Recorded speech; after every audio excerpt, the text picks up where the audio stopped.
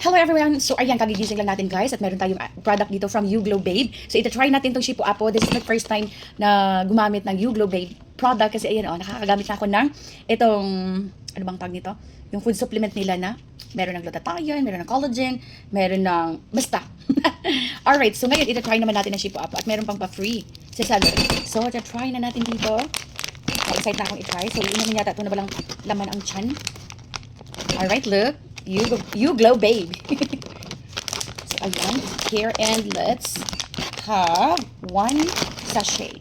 Ayan siya, guys. Active ingredients. So, ang ganda niya kasi meron siyang probiotic, L-carnitine, glutathione, prebiotic, ano pa to? Sodium ascorbate. Meron siyang Garcinia cambodia. So, no approved therapeutic claims. So, ayan. Mixed berries sa mga madam ko. So, ito try natin ito. Na-excite na ako sobra. Meron ng water dito. Ayan. So, wait lang.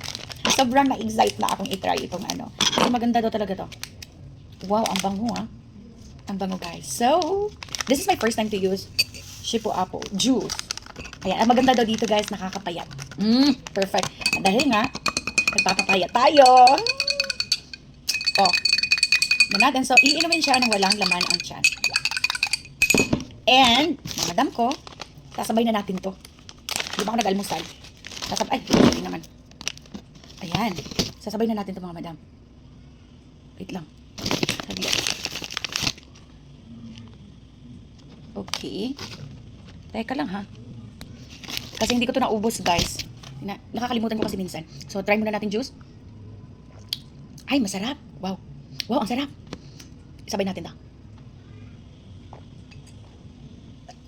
Ang sarap guys. Juice, wow. Itago ko to baka magustuhan ng anak ko po. Hindi yata ito pwede sa bata. I'm not sure.